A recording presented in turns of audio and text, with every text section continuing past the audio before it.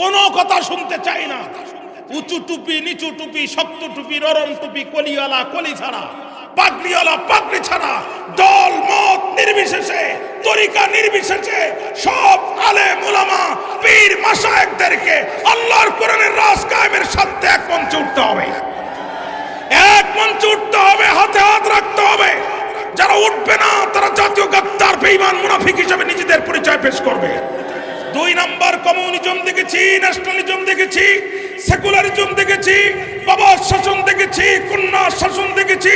শুধু একটি বার 1500 বছর পূর্বে হেরা গুহায় নাজিল হওয়া কোরআনের শাসন ব্যবস্থা দেখার মাধ্যমে এ বাংলার জমিনে আমরা খলিফা ওমরের শাসন ব্যবস্থা দেখতে চাই।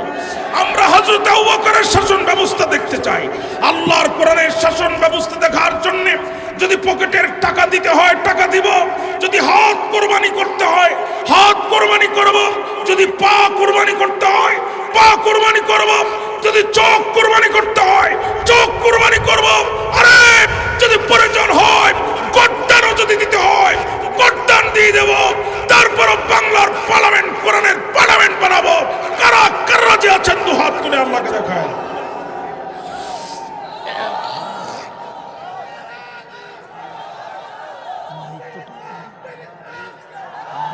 ইচ্ছা করে এত বাজে নাই।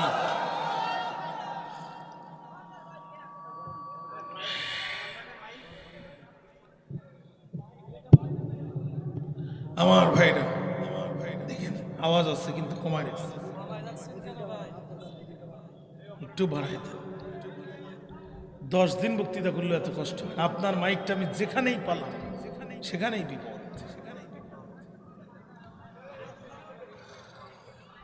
আমার পরে কি আর কোনো বক্তা আছে? যা আছে সব দেন। আপনাদের কষ্ট হচ্ছে আমার মনে হচ্ছে। তাহলে 1 নাম্বার শাহাদাতের জীবন। কোরআনের সমাজ কায়েমের জন্য যদি শাহাদাত আলিঙ্গন করতে হয় আমরা শাহাদাত আলিঙ্গন করব, পিছনের দিকে যাব না। আমরা কারোর চোখের দিকে তাকিয়ে কথা বলি না, আমরা কথা বলি আল্লাহর সন্তুষ্টিকে সামনে রেখে। অতএব আমরা কোরআনের কথা বলতে, কোরআনের পথে চলতে, প্রয়োজনে জীবন বিলায় দিতে অতীতেও পিছপা হয়নি, ভবিষ্যতে হব না। আমরা হাসি মুখে মৃত্যুকে আলিঙ্গন করেছি, কিন্তু পিছনের দরজা দিয়ে আপোষ না করে প্রমাণ করে দিয়েছি আমরা রাসূলের সঠিক সুন্নাহর উপরে টিকে আছি। এরা 3 মাইল দূর থেকে ধর্ষণ দেখতে পায়, কিন্তু চশমা ছাড়া রাস্তা দেখতে পায় না। কথা বলেন না কেন? এদের কাছে অসম্ভব বলে কোনো জিনিস নাই। বক্তৃতা লম্বা করার সুযোগ নাই। আসহাবে কাফের 7 জন যুবকের পরিচয় সম্পর্কে আল্লাহ রাব্বুল আলামিন নিজেই বলছেন।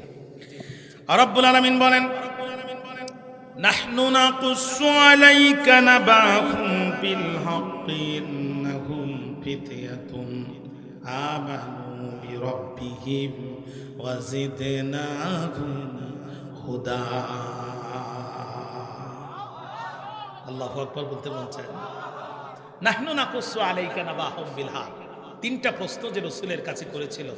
আজকে আমাদের আলোচনা হচ্ছে এই 3টা প্রশ্নের 2 নাম্বার প্রশ্ন, সেই বিস্ময়কার যুবক কারা? কথা কি এই পর্যন্ত বুঝতে আপনাদের কোনো কষ্ট হয়েছে? আল্লাহ বলছেন, নবী ওই যুবকদের সত্য ঘটনা এখন আমি আল্লাহ তাআলা আপনাকে নিজেই বর্ণনা করে শোনাচ্ছি। ইন্নাহুম ফিতয়াতুন, নিশ্চয়ই তারা ছিল যুবকগণ। কি করেছিল তারা?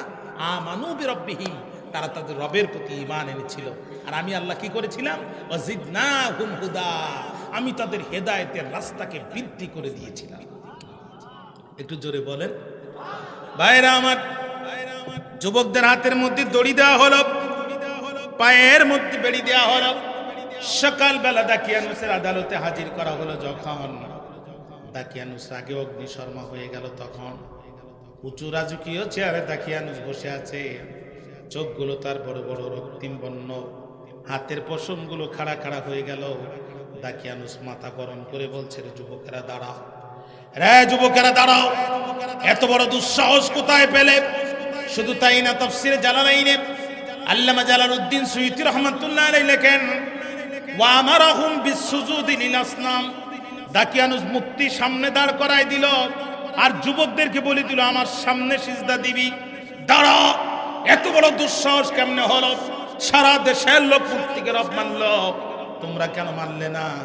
আল্লাহ কয়, নবী, যুবকেরা যখন ইমানের জবাব দেওয়ার জন্য দাঁড়িয়েছে, আমি আল্লাহ তাআলা ওয়ারাবাতনা আলা কুলুবিহিম, আমি আল্লাহ ওদের অন্তরকে ইমানের উপরে আরো শক্ত করে দিলাম।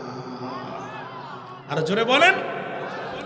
যুবকেরা দাঁড়ায় বলো, রব্বুনা রব্বুস সামাওয়াতি ওয়াল আরদ। রে দাকিয়ানুস, আমাদের রব তো তিনি, আসমানের রব যিনি, আমাদের রব তো তিনি, আমাদের রব তো তিনি, জমিনের রব যিনি, আমাদের রব তো তিনি, জীবন দান করেন যিনি, আমাদের রব তো তিনি, মৃত্যু দান করেন যিনি, আমাদের রব তো তিনি, মৃত্যুর পরে পুনরুজ্জীবিত করবেন যিনি, আমাদের রব তো তিনি, পুনরুজ্জীবিত করার পরে জান্নাত আর জাহান্নাম দেবেন যিনি। ও প্যানের ভাইরা, একটাবার জবান করে বলেন তো দেখি, ওই রবের নাম কি? আরো জোরে বলেন।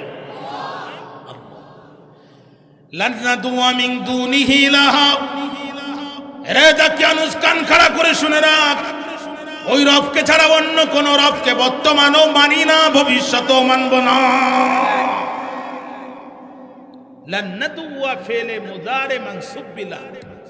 মুদারে দুইটা জিনিসের অর্থ দেয়, বর্তমান এবং ভবিষ্যৎ, প্রেজেন্ট এন্ড ফিউচার।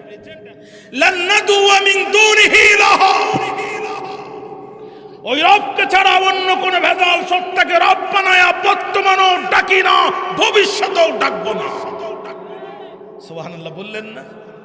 শুধু তাই না, হাউলাই কওমুন আত্তাখাযু মিন দুনিহি আলিহাতান লাউলা ইয়াতুনা আলাইহিম বিসুলতানিন বাইয়িন ফামান আযলামু মিম্মান ইফতারা আলাল্লাহি কাযিবা। এরে দাকিয়ানুস, আমাদের এই কওমদের কি হলো? যারা আল্লাহকে বাদ দিয়া কমিউনিজমের উপর ঈমান আনে, আল্লাহকে বাদ দিয়া ন্যাশনালিজমের উপর ঈমান আনে, আল্লাহকে বাদ দিয়া সেকুলারিজমের ঈমান আনে, আল্লাহকে বাদ দিয়া গণতন্ত্রের উপর ঈমান আনে। এদের কি হলো? আল্লাহকে বাদ দিয়া কোন ভেজাল সত্তাকে রব বলে স্বীকৃতি দেওয়া যাবে যদি তাদের কাছে এই ডকুমেন্ট থাকে, লাউলা ইয়াতুনা আলাইহিম বিসুলতানিন বাইয়িন, তাহলে তারা সেটা পেশ করে না কেন? ওমান আসলামু মিম্মান ইফতারা আলাল্লাহি কাযিবা। ওই ব্যক্তির যে বড় জালেম আর কে হতে পারে যে আল্লাহর নামে, তার রবের নামে মিথ্যা প্রতিপন্ন করে? ভাইরা, পরিষ্কার বক্তব্য শুনে রাখেন। আল্লাহকে বাদ দিয়া গাছকে যারা সিজদা করে, এরা যেমন মুশরিক। আল্লাহকে বাদ দিয়া মাছকে যেমন সিজদা করে, এরা যেমন মুশরিক। আল্লাহকে বাদ দিয়া গরুর পায়ে যারা সিজদা করে, এরা যেমন মুশরিক। আল্লাহর আইন বাদ দিয়ে মানব রচিত আইনের পিছনে যারা মিছিল, মিটিং, আন্দোলন আর সংগ্রাম করে, এরা ঠিক তেমনই মুশরিক।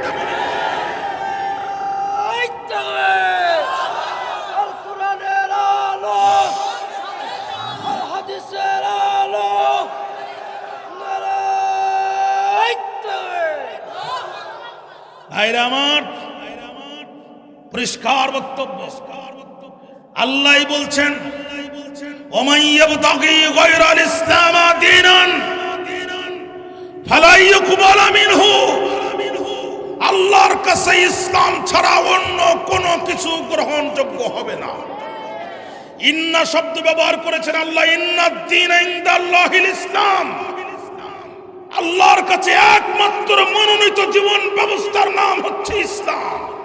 সুতরাং যারা কমিউনিজম করে, যারা ন্যাশনালিজম করে, যারা সেকুলারিজম করে, আল্লাহর ইসলাম বাদ দিয়ে কালমাস, লেনিন, আব্রাহাম লিঙ্কন আর মহাত্মা গান্ধীর জীবন প্রতিষ্ঠার জন্য যারা সংগ্রাম করে, এদের কোন ইবাদত বন্দেগী আল্লাহর কাছে গ্রহণযোগ্য হবে না।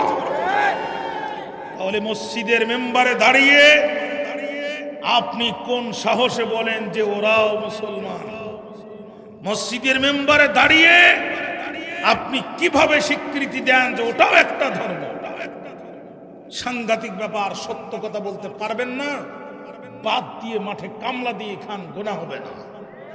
কথা বলেন না কেন প্রিয় ভাইরা? কিন্তু এখন সময় এসেছে, এটা 2008 থেকে 2023-এর বাংলা নয়, এটা 2024-এর বাংলা। কোরআন খুলে জাতির চোখে আঙ্গুল দিয়ে হক কথা বলার সময় এসে গেছে। পরিষ্কার বক্তব্য, ইসলাম ছাড়া আল্লাহর কাছে অন্য কিছু গ্রহণযোগ্য হবে না। যতবার হজ করেন, যত বড় কোরবানি করেন, কিয়ামতের দিন আপনার আমলনামা আল্লাহ এক জায়গায় করে আপনার মুখে ছুঁড়ে মারবে যদি ইসলাম ছাড়া অন্য জীবন ব্যবস্থা প্রতিষ্ঠার চেষ্টা আপনি করেন। পরিষ্কার বক্তব্য। ভাইরা আমার, এই কথা যখন যুবকেরা বলল, আপনাদের কষ্ট হচ্ছে আমার মনে হচ্ছে। তাকিয়ানুস বলছে, তোদের কথায় তোরা রাজাকার ঘেরান পাওয়া যায়। You have to change all of your decision within 3 days। 3 দিনের ভিতরে তোমরা তোমাদের সিদ্ধান্ত পরিবর্তন করবা, তা না হলে তোমাদেরকে প্রকাশ্য দিবালোকে ফাঁসির কাস্টে ঝোলানো হবে, অথবা শুলে চড়ায় পৃথিবীর জমিন থেকে বিদায় করে দেওয়া হবে। প্রথম দিন কেটে গেল, দ্বিতীয় দিন কেটে গেল, আগামীকাল সারেন্ডার করতে হবে। আজকে 7 জন যুবক অন্ধকার রাতে এক জায়গায় হয়ে মোমবাতি জ্বালায় দিয়ে তাওহীদের হাসি একজন আর একজনের দিকে ফিরে হাসতে যায় আর বলতেছে, বন্ধু কথা কিন্তু একটাই, জীবন দিব, ঈমান দেব না। যুবকেরা ডাক দিয়ে বলে, বন্ধু, যুবকেরা ডাক দিয়ে বলে, বন্ধু, যুবকেরা ডাক দিয়ে বলে, বন্ধু, আগামীকাল আমরা তাকিয়ানুসের দরবারে হাজির হব। আগামীকাল আমরা তাকিয়ানুসের দরবারে হাজির হয়ে সারেন্ডার করব। প্রকাশ্য দিবালোকে ফাঁসির কাছে আমাদেরকে ঝুলানো হবে, আর আমাদেরকে রক্ত মাখা জামা কাপড় পরে মাটির মধ্যে পুঁতে ফেলা হবে কিয়ামতের দিন। এই রক্তমাখা জামা কাপড় নিয়ে আমরা আল্লাহর দরবারে হাজির হব, আর নিজেদেরকে শহীদ পরিচয় দিয়ে নবীদের আগে হেঁটে হেঁটে মাথা উঁচু করে আল্লাহ জান্নাতে প্রবেশ করব। ঈমান কাকে বলে? ঈমান কাকে বলে? ভাইরা, কিয়ামতের দিন আল্লাহ রাব্বুল আলামিন তামাম পৃথিবীর মানুষগুলোকে এক জায়গায় করবেন। যখন আল্লাহ নিজেকে জাব্বার আর কাহার বলে পরিচয় দিবেন, তখন আল্লাহ নিজেকে জাব্বার আর কাহার বলে পরিচয় দিবেন যখন ইব্রাহিম আলাইহিস সালামের মতো সিনিয়র পয়গম্বররা থরথর করে কাঁপতে থাকবে, দাউদ আলাইহিস সালাম কাঁপতে থাকবে, মূসা আলাইহিস সালাম কাঁপতে থাকবে, নূহ আলাইহিস সালাম কাঁপতে থাকবে। ওই দিন এক শ্রেণীর মানুষ আল্লাহর দরবারে উঠবে, কারোর হাত থাকবে না, কারোর পা থাকবে না, কারোর চোখ থাকবে না, বুকের মধ্যে চাইনিজ কুড়ালের দাগ থাকবে, পেটের মধ্যে AK-47 বন্দুকের গুলি থাকবে, কিন্তু তারা সেই দিন আল্লাহকে বিন্দুমাত্র ভয় করবে না। মাথা উঁচু করে আল্লাহর সামনে দিয়ে হেঁটে হেঁটে জান্নাতের দিকে রওনা দেবে। আল্লাহ ডাক দিয়ে বলবে, দাঁড়াও। আল্লাহ ডাক দিয়ে বলবে, দাঁড়াও, তোমরা কারা? তখন তারা বলবে, আল্লাহ আমরা তো তারা, দিন কায়েমের প্রয়োজনে তোমার ওহীর বিধানের আহ্বানে রাজপথে জীবন কোরবানি করেছিলাম যারা, আল্লাহ আমরা তারা, আল্লাহ আমরা শহীদ। আল্লাহ এই যে দেখো আমাদের হাত নাই, পা নাই, গলার মধ্যে ফাঁসির দড়ি, বুকের মধ্যে চাইনিজ কুড়ালের দাগ। আল্লাহ বলবেন, বুঝলাম তোমরা শহীদ, কিন্তু তোমরা কোথায় যাও? তখন তারা ডাক দিয়ে বলবে, রব্বুল আলামিন আমরা জান্নাতের দিকে যাই। আল্লাহ ডাক দিয়ে বলবে, বান্দা বুঝলাম তোমরা জান্নাতের দিকে যাও। আল্লাহ ডাক দিয়ে বলবেন, বান্দা বুঝলাম তোমরা জান্নাতের দিকে যাও, কিন্তু আমার কাছে নতুন করে আর কিছু চাও? যা চাবা সব পাবা, নতুন করে কি আর কিছু চাবা? তখন তারা ডাক দিয়ে বলবে, রব্বুল আলামিন জান্নাতের পরে তুমি আমাদেরকে আর কি দিতে চাও? আল্লাহ সত্যি যদি জান্নাতের পরে আর কিছু দিতে চাও, জানটা আর একবার ফিরায় দাও, দুনিয়ার জমিনে আর একবার যেতে চাই, তোমার নামে আর একটা তাকবীর দিয়ে মাথা উঁচু করে শহীদ হয়ে তোমার দরবারে ফিরে আসতে চাই। আল্লাহ তখন ডাক দিয়ে বলবে, বান্দারে এত নির্মম নির্যাতন করে হত্যা করলো তোদেরকে মারার পরও বাতিলের কলিজা ঠান্ডা হয়নি। উনি 1 ঘন্টা তোদের লাশটা ফাঁসির কাছে ঝুলায় রাখছে, পিটায় পিটায় হত্যা করার পরও কলিজা ঠান্ডা হয় নাই। চলন্তরের লাইনের উপরে তোদের দেহটা ফেলায় রাখছে, ট্রেনের নিচে চাপা পড়ে 3টা খণ্ডে খণ্ডিত হয়ে গেছে, তারপরও কেন সেই শহীদ হতে চাস? তখন তারা বলবে, রব্বুল আলামিন শাহাদাতের মৃত্যু বরণ করতে এতই মজা, একটা পিঁপড়া কামড় দিলে যতই না কম কষ্ট হয়, তার চেয়ে অধিক কম কষ্টে শহীদের রূহ আল্লাহর জান্নাতে চলে যায়। রব্বুল আলামিন মালাকুল মউত অতি যত্নে আমাদের রূহটা বের করল। আয় আল্লাহ, আমাদের কাফনের কাপড়ের ভিতরে টাটকা রক্ত, তোমার কবরের মাটি, আমাদের এই কাফনের কাপড় পর্যন্ত খেলো না। রব্বুল আলামিন, এত ইজ্জত তুমি শহীদদেরকে দিয়েছো, সত্যি যদি তুমি দিতে চাও বারবার দুনিয়ার জমিনে ফিরায় দাও। দুনিয়ার জমিনে যেতে চাই আর তোমার নামে তাকবীর দিতে চাই আর শহীদ হয়ে জান্নাতে যেতে চাই। জোরে কর না আল্লাহু আকবার। এই শাহাদাতের মৃত্যু আমরা চাই না প্রিয় ভাইরা। আপনি যত বড় আলেম হন, যত বড় মুফাসসির হন, যত বড় মুহাদ্দিস হন, ইসলামের যত বড় খাদেম হন, আপনি মারা যাবেন, আপনাকে কবরে থাকতে হবে, কিয়ামতের দিন উঠতে হবে, মিজান পুলসিরাত পাড়ি দিতে হবে, আল্লাহর কাছে হিসাব দিতে হবে, তারপরে জান্নাতে যেতে হবে। আর আপনি যদি শহীদ হয়ে যান, মালাকুল মউত আসবে, আপনার জানটা বের করবে আর আল্লাহর জান্নাতের মধ্যে ছুরি মারবে। আল্লাহ, এই শহীদ মৃত্যু তুমি আমাদেরকে ভিক্ষা দাও। ভাইরা আমার, যুদ্ধ চলছে, যুদ্ধের ময়দানে নবীজি যুদ্ধের নেতৃত্ব দিচ্ছেন। এমন সময় একজন কাফের আসলেন, ইয়া রাসূলুল্লাহ, আমাকে কালেমা পড়ায় দেন। নবী আমার কালেমা পড়ায় দিলেন। হুজুর, আমি এখন কি করব? আল্লাহ রাসূল বললেন, তোমার কাছে তরবারি আছে? লোকটি বললেন, হুজুর তরবারি ভাঙা। নবী বললেন, ভাঙ্গা তরবারি নিয়ে যুদ্ধের ময়দানে নামো। মুসলিম সাহাবী ভাঙ্গা তরবারি নিয়ে যুদ্ধের ময়দানে নামলেন। কাফেরদের আঘাত করলেন। এক পর্যায়ে কাফেরদের আঘাতে নিজেও শহীদ হয়ে গেলেন। যুদ্ধ শেষ হলো যখন, লাশগুলো এক জায়গায় করা হচ্ছে, তখন সাহাবীরা বলছে, ইয়া রাসূলুল্লাহ, এই লোকটি জীবনে একটা সিজদা দেয় নাই, একটি রুকু করে নাই। আমার কথা কি মনোযোগ আছে আপনাদের? একটি সিজদা দেয়নি, একটি রুকু করে নাই, একটি ওয়াক্ত নামাজ, একটি রাকাত নামাজ পড়ে নাই। যুদ্ধের ময়দানে শুরুর পরে লোকটি আসলো আর যুদ্ধে অংশগ্রহণ করলো। ওগো নবীজি, এই লোকটির জানাজা পড়ো বা কি লাভ, না পড়ো বা কি লাভ? আল্লাহ রাসূল ডাক দিয়ে বলে, সাহাবী কি বলতে চাও? হুজুর, আমাদের কেন জানি মনে হয় লোকটি জাহান্নামী। বিশ্বনবী বললেন, সাবধান, তোমরা সাক্ষী দিচ্ছ লোকটি জাহান্নামী, আমি মুহাম্মদুর রাসূলুল্লাহ সাক্ষী দিচ্ছি লোকটি জান্নাতি। আল্লাহু আকবার বলতে মন চায় না? আল্লাহ, এই শাহাদাতের মৃত্যু তুমি আমাদেরকে ভিক্ষা দাও। ভাইরা আমার, উহুদ যুদ্ধ শেষ হয়ে গেল। আল্লাহ নবী লক্ষ্য করে দেখলেন একজন মহিলা রাসূলকে ইশারা দিচ্ছেন। নবীজি আমার তার কথা শুনলেন, ডাক দিয়ে বলছে, নবীজি, আমি আপনার চাচি আম্মা, আপনার চাচা, আপনার চাচা হানজালা গত রাত্রে আমাকে বিয়ে করে বাসর ঘরে নিয়েছে। হানজালা আমার সাথে মেলামেশা করেছে, হানজালা আমার সাথে বাসর কাটিয়েছি। হানজালা জুনুব অবস্থায় ছিল, তার উপরে গোসল ফরজ হয়েছে। ওগো নবীজি, গোসল করার জন্য হানজালা কোষের মধ্যে পানি নিয়ে যখন গায়ে দেবে, কে যেন রাস্তা দিয়ে যায় আর বলে, কতিলা মুহাম্মদ, মুহাম্মদ দুনিয়ার জমিনে নাই। হানজালা এই কথা শোনার পরে পানি আর গায়ে দেয় নাই, তরবারি নিয়ে যুদ্ধের ময়দানে চলে গেছে। শুনেছি আমার স্বামী আপনার চাচা হানজালা শহীদ হয়ে গেছে। নবীজি, অভিযোগ করার জন্য আসি নাই, অনুযোগ করার জন্য আসি নাই, ইয়া রাসূলুল্লাহ, শুধু জানতে এসেছি আপনার চাচাকে কি আপনি অবস্থায় দাফন করাবেন নাকি তাকে গোসল? আমার চাচা হানজালাকে আমার আল্লাহ নিজে দায়িত্বে গোসলের ব্যবস্থা করিয়েছে। আল্লাহ, এই শাহাদাতের মৃত্যু তুমি আমাদেরকে ভিক্ষা দাও। জোরে কর না আল্লাহুম্মা আমিন। এক নাম্বার শাহাদাতের জীবন, কোনো কথা শুনতে চাই না।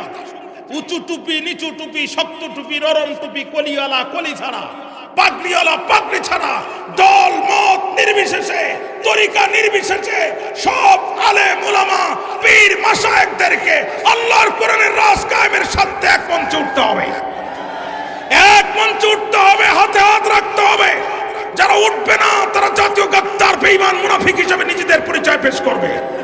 দুই নাম্বার, কমিউনিজম দেখেছি, ন্যাশনালিজম দেখেছি, সেকুলারিজম দেখেছি, বাবা শাসন দেখেছি, কন্যা শাসন দেখেছি। শুধু একটি বার ১৫০০ বছর পূর্বে হেরা গুহায় নাজিল হওয়া কোরআনের শাসন ব্যবস্থা দেখার মাধ্যমে এই বাংলার জমিনে আমরা খলিফা ওমরের শাসন ব্যবস্থা দেখতে চাই, আমরা হযরত আবু বকরের শাসন ব্যবস্থা দেখতে চাই। আল্লাহর কোরআনের শাসন ব্যবস্থা দেখার জন্য যদি পকেটের টাকা দিতে হয় টাকা দিব, যদি হাত কোরবানি করতে হয় হাত কোরবানি করব, যদি পা কোরবানি করতে হয় পা কোরবানি করব, যদি চোখ কোরবানি করতে হয় চোখ কোরবানি করব। আরে যদি প্রয়োজন হয় গর্দানও যদি দিতে হয় গর্দান দিয়ে দেব। তারপর বাংলার পার্লামেন্ট কোরআনের পার্লামেন্ট বানাবো। কারা কারা যে আছেন দু হাত তুলে আল্লাহকে দেখায়।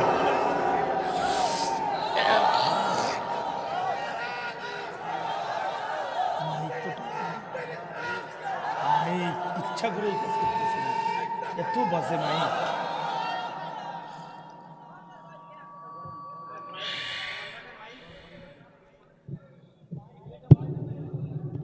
আমার ভাইরা দেখেন আওয়াজ আছে কিন্তু কমাই রাখছে, একটু বাড়াই দেন। 10 দিন বক্তৃতা করলে এত কষ্ট হয়। আপনার মাইকটা আমি যেখানেই পালাম সেখানেই বিপদ।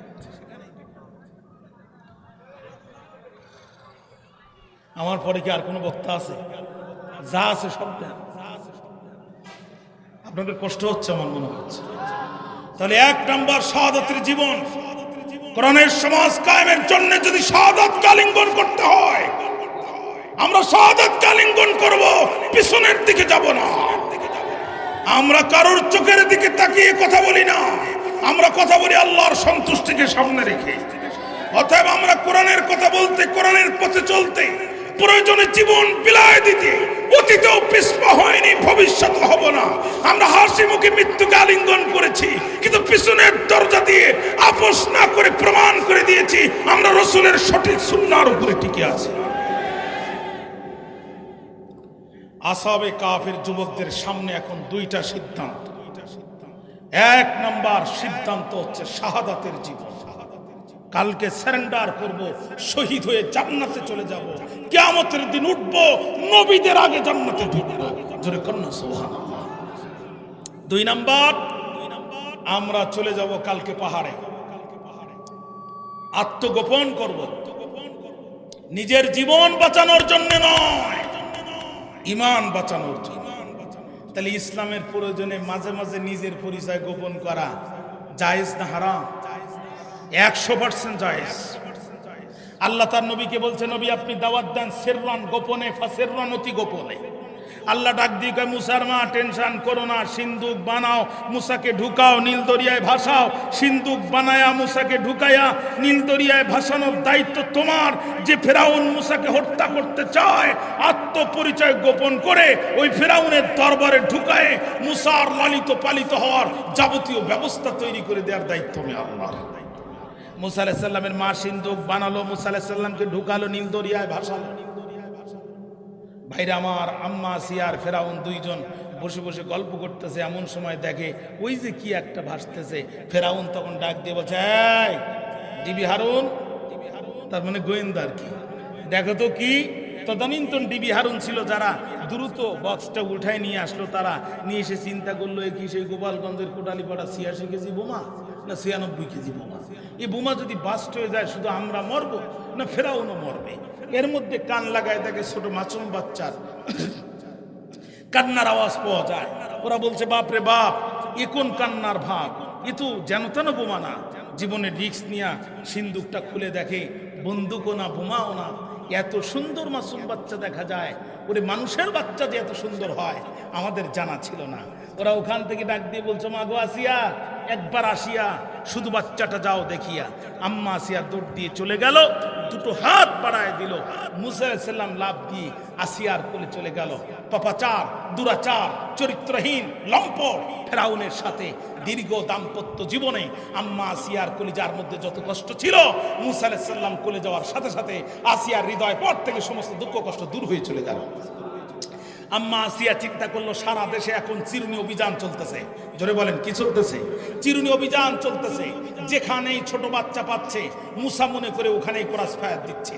অতএব এই বাচ্চাকে গোপনে লালন পালন করা যাবে না, কারণ ফেরাউনের গোয়েন্দা বাহিনীর আছে ওয়ুনুল গোরাব, কাকের চোর, ওরা যেভাবে ও টের পাবে। তাহলে কি করা যায়? ফেরাউনের সামনে এই বাচ্চাকে আস্তে করে লালন পালন করতে হবে। আম্মা আসিয়া একটু মুস্কি হেসে প্রেমের ভাব দিয়া একটু ঢং করে ডাক দিয়ে বলো, গো ফারাও, একটাবার এসে শুধু বাচ্চাটার দিকে তাকাও। ওগো ফারাও, শুধু বাচ্চাটার দিকে এসে একটাবার তাকাও। ফেরাউন দৌড় দিয়ে চলে যেয়ে তাকেই বলছে, আসিয়া, এই মনে হয় সেই মূসা। সোরের মন, আপনাদের ঘুম আসতেছে, একটু জোরে কন, সোরের মন। আম্মা আসিয়া কয়, কেমনে বুঝলে? ওর গায়ে কি লেখা আছে মূসা? কারুর ঘরে গেল না, আমার ঘরে কেন আসে? আম্মা আসিয়া কয়, খবরদার, এনাফিজ এনাফ। আচ্ছা ফেরাউন, বলো তো তুমি খোদা নাকি গাধা? খোদা যদি হও ছোট বাচ্চা দিকে কেন ভয় পাও? আর তুমি যে ছোট বাচ্চা দিকে ভয় পাও, এটা কি শুধু আমি জানি না আর 2-5 জন জানে? খবরদার, এই কাম করো না, মানিজ্জত থাকবে না। এনাফি জানাব, যথেষ্ট করেছ। হাজার হাজার বাচ্চাকে, প্রায় 80,000 বাচ্চাকে তুমি নিজে তোমার বাহিনী দিয়ে হত্যা করেছো একজন মূসাকে ঠেকানোর জন্য। মূসা কি মরে নাই? ও ফেরাউন, এ বাচ্চার দিকে যদি তুমি আঙ্গুল তুলে তাকাও, এতে যদি তুমি হত্যা করো, এই যে ক্যান্টনমেন্ট দেখতেছো, এই সেনাবাহিনী কিন্তু সব তোমার না। এর ভিতরে 20টা ব্রিগেডিয়ার জেনারেল আমার আছে, 5টা ক্যাপ্টেন আমার আছে, 2000 সোলজার আমার আছে। তুমি যদি বাচ্চাকে হত্যা করো, সর্বপ্রথম বিদ্রোহ তোমার ক্যান্টনমেন্ট থেকে শুরু হবে। 2 নাম্বার, তোমার সংসারের গোষ্ঠী মারি। 1 নাম্বার ক্যান্টনমেন্টের মারামারি, 2 নাম্বার তোমার সংসারে গোষ্ঠী মারি, তোমার সংসার করবো না। ফেরাউনকে আসিয়া বলিস কি? কয়, হ্যাঁ, এ বাচ্চা মারতে পারবা না। আচ্ছা ফেরাউন, তুমি তো বাচ্চা মারতে চাও, একটাবার বাচ্চার দিকে তাকাও তো দেখি। ফেরাউন তাকেই বলতেছে, আসিয়া, আমার চোখ ঠান্ডা হয়ে গেছে। ফেরাউন যখনই বলছে আমার চোখ ঠান্ডা হয়ে গেছে, সেই সময় আম্মা আসিয়া মুস্কি হেসে যে মন্তব্য করেছিলেন, আসিয়ার মুখের মন্তব্যকে আমার আল্লাহ কোরআনের আয়াত বানায় দিয়েছে। সূরাতুল কসাস খোলেন, আল্লাহ বলছে, কুররাতু আইনুল লি ওয়া লাকা। ও ফেরাউন, আমার চোখও ঠান্ডা, তোর চোখও ঠান্ডা। লা তাকতুলুহু, এই বাচ্চাকে তুই করতে পারবি না হত্যা। আল্লাহ কয়, মুসার চেহারাটা ভালো করে দিয়ে এমন ইশারা দিয়ে দিয়েছি, এখন আসিয়াও খুশি যে ফেরাউন মারতে চায়, ও ফেরাউনও খুশি। বুঝতে পারলো না আত্মপরিচয় গোপন করে আমি এখানে কাকে ঢুকিয়েছি। সুবহানাল্লাহ বললেন না? এখন আল্লাহ যদি মুসার পরিচয় গোপন করে ওখানে ঢুকাতে পারে, তাহলে আমার যুবকেরা ইসলামের স্বার্থে নিজের পরিচয় গোপন করে বিশ্ববিদ্যালয়ে কেন কোরআনের দাওয়াত দিতে পারবে না? বিশ্বজিতের কথা আপনারা ভুলে গেছেন। হিন্দু ছেলে, কর্মচারী মানুষ, দাড়ি ক্লিন করতে পারেনি, শেভ করতে পারেনি, মুখের মধ্যে একটু একটু দাড়ি আছে। স্বৈরাচারের সন্ত্রাসীরা চাপাতি দিয়ে যখন তারা আঘাত করতেছে, ছেলেটি বলতেছে, ভাই মারিস কেন? কয়, তুই অমুক ইসলামী দলের লোক। কয়, ধুর, আমি মুসলমানই না। বিশ্বাস না হয় আমার প্যান্ট খুলে দেখ। বলছে, না, তোর ভ্যান খোলার সময় নেই, তুই অমুক দলের লোক বলে চাপাতির কোপ দিয়া ছেলেটাকে পৃথিবীর জমিন থেকে বিদায় দিয়ে দেয়। ওপেনের ভাইরা, হিন্দু ছেলে মুখের মধ্যে অল্প একটু দাড়ি থাকার কারণে যদি চাপাতির হাত থেকে রক্ষা না পায়, ওই যুগে যদি আমার যুবকেরা ইসলামের স্বার্থে নিজের পরিচয় গোপন করে, মুরব্বী এত চুলকায় কেন তোমার? কথা কেন বলেন না? আম্মা আসিয়া বলতেছে, এই ফেরাউন এই সন্তান মারতে পারবা না, ক্যান্টনমেন্টের মারামারি আর তোমার সংসারে গোষ্ঠী মারি। ফেরাউনকে, আসিয়া তোর কথাই মানলাম, তবে খেয়াল রাখিস যেন বড় হয়ে মুসা না হয়। বড়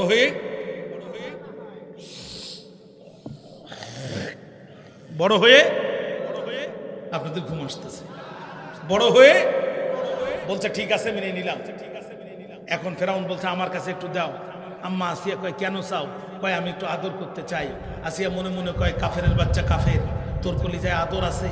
তোর কলিজায় যদি আদর থাকতো, লাইট বন্ধ করে, ইন্টারনেট অফ করে, যৌথ বাহিনী নামিয়ে দিয়ে, পৃথিবী থেকে রাষ্ট্রটা বিচ্ছিন্ন করে, বিমান যোগাযোগ বন্ধ করে, এইভাবে ছোট ছোট বাচ্চাগুলো হত্যা করতে পারতিস না? কথা বলেন না কেন? তোর কলিজা আদর নাই, কিন্তু যেহেতু তখনও আছে ক্ষমতায় ফেরাউন, তাকে না দিয়ে উপায় নাই। আসিয়া বলতেছে নাও, ফেরাউন বলতেছে দাও। ফেরাউন এখন মুসা আলাইহিস সালামকে নিয়ে কয়, কোথায় তোমার বাড়ি, কোথায় তোমার ঘর, কোন মা তোমার ভাষায় দিল নীল দরিয়ার পর? এই বলে যখন ঠোঁটে ঠোঁট রাখতে যাবে, ভাইরা আমার, সমুদ্রের পরিষ্কার পানি আর ঘোলা পানি একই জায়গায় থাকার পরও একটা যেমন একটার সাথে মিশে না, লোনা পানি মিঠা পানি একই জায়গায় থাকার পরও একটা আর একটার সাথে মিশে না, তেল আর পানি যেমন এক হয় না, বাতিল কোনোদিন হকের মুখে মুখ রাখতে পারে না। যেই না ঠোঁটে ঠোঁট রাখতে যাবে, মুসা আলাইহিস সালাম পকেট থেকে হাত বের করে মনে মনে কয়, বিশ্ব বাটপার, তুই না আমারে একটু আগে রাজাকারের বাচ্চা বলে গালি দিলি, কথা কন না কেন? তুই না আমারে সারা দেশে ইন্টারনেট বন্ধ করে যৌথ বাহিনী নামাই দিয়া তুই আমারে গালি দিলি, আমারে হত্যা করলি। এখন যখন বিপদে পড়েছিস তখন আমার মুখে মুখ দিস আর বলিস গণভবনের 4 দরজা খোলা, আসবে যখন বসবো তখন। বিশ্ববাট পার বলি দিছে এক চর, কিন্তু চরটা লাগার কথা ছিল কাঞ্চোয়ালে। ফেরাউন মাথাটা ঘুরানোর কারণে স্লিপ খেয়ে চরটা লাগলো নাকের উপরে। মুসা আলাইহিস সালামের এক চর বেঁকে গেল ফেরাউনের নাকের হাড়। ফেরাউনকে আসিয়া এতদিন খুঁজেছি যারে, ওরে সে এখন বাস করে আমার ঘরে। আম্মা আসিয়া কয়, কারে খুঁজছো আর কে বাস করে? কই এই সেই মুসা। কই কেমনে বুঝলে? কই চর তো আর তুই খাইস নাই। কথা মনে হয় খেয়াল করেন নাই? চর তো আর তুই খাইস নাই, চর খেয়েছে সে, বুঝেছে সে। ধরে মোল্লা ধরে না, ধরলে মোল্লা ছাড়ে না, সবাই ধরে বারবার, মোল্লায় ধরে একবার। এই মোল্লা যারে ধরেছে ওরে সীমান্ত পার করিয়ে ছেড়েছে, ঠিক না? ঠিক না? মক্কার লোকজন নবীকে বলতো, মোহাম্মদ রাজাকার, এই মুহূর্তে বাংলা ছাড়, বাংলা মোদের মাপজাদার। রসুল আফসোস নিয়ে আকাশের দিকে তাকিয়ে বলতো, আল্লাহ মক্কা কার? আল্লাহ কয়, জিবরিল আর দেরি করিস না, নবীকে জানায় দে, লা উকসিমু বিহাযাল বালাদ, ও নবী মক্কা আমার। ওই মক্কায় থাকার একমাত্র বৈধ অধিকার আমি আল্লাহ দিয়েছি তোমার। সুতরাং আমাদেরকে যারা বলেছিল রাজাকার, তারা এখন বাংলা ছেড়ে চলে গেছে। মারা গেলেও লাশটা এই দেশে দাফন হবে না, ওখানেই দাফন হবে। মরা লাশও জাতি ঢুকতে দেবে না, ঠিক না? ঠিক না? আমরা 15 বছর মোকাবেলা করেছি, আমাদেরকে 15টি সেকেন্ড মোকাবেলা করার সাহস দেখায় নেই। এখন মেয়ে লোকের অন্যা খুলে মুখে বাইন্দে মাঝে মাঝে রাত্রি টর্চ লাইট নিয়ে রোডে বাইর হয়, কথা কন না কেন? ভাইরা আমার, আল্লাহর কোরআনের সাথে গাদ্দারি করেছে, ইসলামের গায়ে হাত দিয়েছে। প্রকাশ্য দিবালোকে কোরআনের তাফসীর মাহফিল বন্ধ করার মতো ধৃষ্টতা দেখিয়েছে। যাওয়ার সময় রান্না করা দুপুরের ভাতটাও কপালে জোটে না। শিক্ষা নেন ইতিহাস থেকে। ভাইরা আমার, ফেরাউন বলতেছে, আসিয়া শর্ত আর তুই খাইস নাই। If you don't believe please look at my nose. আপনাদের কষ্ট হচ্ছে, বিরক্ত হচ্ছেন আপনারা? বিশ্বাস যদি না করিস তুই আমার নাকের দিকে তাকা। আসিয়া নাকের দিকে তাকিয়ে কয়, তোমার নাক তো ঠিকই আছে। কয়, ঘরের বউ হয়ে বলতো দেখি গতকাল কি এরকম বাঁকা ছিল? গতকাল এমন বাঁকা ছিল? আম্মা আসিয়া কয়, আমি তো দেখতেছি তুমি মানুষই সারা জীবন বাঁকা। কয় না রায় আসিয়া, এ বাচ্চাটা স্বাভাবিক, কিন্তু এর থাবার ওজন অস্বাভাবিক। এ বাচ্চাটা স্বাভাবিক, থাবার ওজন অস্বাভাবিক। যে কাটা ধার হয় তার গোড়া দেখলে বোঝা যায়, যে বিড়াল শিকারী হয় তার কোপ দেখলে আন্দাজ করা যায়। এ বাচ্চা গোপনে পরিচয় গোপন করে আমার রাজপ্রাসাদে ঢুকেছে, এখানে বড় হবে, আমার রাজপ্রাসাদের মানুষের ভিতরে দাওয়াতি কাজ করবে। হঠাৎ করে একদিন স্লোগান দিয়ে বলবে, ইনিল হুকমু ইল্লা লিল্লাহ, আইন চলবে শুধুমাত্র আল্লাহর। আলা লাহুল খালকু ওয়াল আমর, জমিন যার, আইন চলবে তার। জমিন যার, আইন চলবে তার। ফেরাউন চিনতে পেরেছিল মুসা আলাইহিস সালামকে। আসিয়া কয়, কোনো কথা নাই, কোনো কথা নাই। যদি এই বাচ্চা হত্যা করো, ক্যান্টনমেন্টের মারামারি আর তোমার সংসারের গোষ্ঠী মারি। কয়, ঠিক আছে আসিয়া, তোর কোথায় থাকলো, তাহলে বড় হয়ে যেন মুসা না হয় খেয়াল করিস। আসিয়া কয়, শুধু আমার কথা থাকলো বললে হবে না, এখন ব্যবস্থা নিতে হবে। কয়, কি করতে হবে? কয়, বাচ্চা খাবে। কয়, কি খাবে? কয়, তাড়াতাড়ি ফোন দাও। কোথায়? কয়, চিটাগাং বাড়ি, খাড়া খাড়া চুল, তোমার এই বদমাইশ তথ্যমন্ত্রী হাসান মাহমুদের কাছে টেলিফোন কর। তদানীন্তন তথ্যমন্ত্রীর নাম তার আমি জানি না, এই জন্য বর্তমানটা দিয়ে বললাম যাতে আপনারা সহজে বুঝতে পারেন। ওকে দিয়ে বলো, তোমার দরবারে একটা বাচ্চা আছে, ধাত্রী লাগবে। তদানীন্তন প্রিন্ট এবং ইলেকট্রনিক মিডিয়ায় ঘোষণা হয়ে গেল, ধাত্রী লাইন দিল। কিন্তু মুসা আলাইহিস সালাম কারুর কোলে গেল না। লাইনের শেষে দাঁড়িয়েছিলেন যিনি। কুত্তায় মিছিল করে কেন? এদের নিয়ন্ত্রণ করুন। আপনাদের বিরক্তি আসতেছে, আমি শেষ করে দিচ্ছি, মনোযোগ আছে আমার দিকে। একটাবার আওয়াজ দেন তো আল্লাহু আকবার। খেয়াল করেন বন্ধু আমার, খেয়াল করেন। এখন লাইনের শেষে দাঁড়িয়েছিলেন যিনি, মুসা আলাইহিস সালামের বোন ছিলেন তিনি। বোন বলতেছে, ভাইরা, অফিসাররা, আমার কাছে একটি ধাত্রীর সন্ধান আছে, আমি নিশ্চিত এই বাচ্চা যাবে তার কাছে, অনুমতি যদি পাই আমি তাকে নিজের সাথে করে নিয়ে আসতে চাই। অফিসাররা বলল, তাহলে তো খুব সুবিধা হয়, বহুদিন হলো, অনেকক্ষণ হলো এই বাচ্চা কিছু খায় নাই। আমি আপনাদের কাছে জানতে চাই, মুসা আলাইহিস সালামের বোন কি মুসা আলাইহিস সালামের পরিচয় দিয়েছিল নাকি পরিচয় গোপন করেছিল? পয়গম্বরের বোন যদি তার ভাইয়ের জীবন বাঁচানোর জন্য তার ভাইয়ের পরিচয় গোপন করতে পারে, আমার যুবক ইসলামের প্রচারের স্বার্থে নিজের জীবন বাঁচানোর জন্য কেন তার পরিচয় গোপন করতে পারবে? মুসা আলাইহিস সালামের বোন যে তার মাকে নিয়ে আসলো, ভাইরা কি বলবো, এই লোহার সামনে চুম্বুক নিলে চুম্বুক যেমন ক্ষিপ্র গতিতে লোহার দিকে চলে যায়, দীর্ঘক্ষণ পর মাকে পাওয়ার সাথে সাথে মুসা আলাইহিস সালাম এক লাফ দিয়ে মায়ের কোলে চলে গেছে। আল্লাহ ডাক দিয়ে বলে, ওয়াদাল্লাহি হক, ওরে মুসার মা, আমি আল্লাহর ওয়াদা সত্য না, তোর মুসাকে তোর কোলে ফিরাই দিলাম, মাঝখানে একটু নৌপথ ঘুরাই নিয়ে এসে জীবনের নিরাপত্তা দিয়ে দিলাম। যে ফেরাউন মুসাকে মারতে চায়, এখন সেই ফেরাউন মুসার জীবনের নিরাপত্তা দিচ্ছে। ও মুসার মা, পৃথিবীর সবাই জানবে তুই ওর দুধ মা, আমি আল্লাহর, তুই জানবো তুই ওর আসল মা। ও মুসার মা, আবেগে আপ্লবিত হয়ে পরিচয় দিস না। এখন ফেরাউনের দরবারে একটা কামরা বরাদ্দ হবে, তোকে সেখানে থাকার ব্যবস্থা করবে, তোকে খাদেম দিবে, মোটা অঙ্কের বেতন দিবে। ফেরাউনের পুলিশের বেতন বৃদ্ধি হয় 5 বছর পর পর, তোর বেতন বৃদ্ধি হবে তোর ইচ্ছার উপর। তুই শুধু একবার বলবি, আহা ভালো লাগে না, চাকরি করব না, বেতন 3 গুণ হতে মোটে দেরি হবে না, কারণ তোর মুসা তোর বুকে ছাড়া পৃথিবীর কোনো নারীর বুকে মুখ দেবে না। ও মুসার মা, তুই যেন আফসোস করে বলিস না, আল্লাহ এত পুণ্যময় বাচ্চা দিলে আমাকে পরিচয় দিতে দিলে না। আমি আল্লাহর পরিকল্পনা বড় মহাপরিকল্পনা।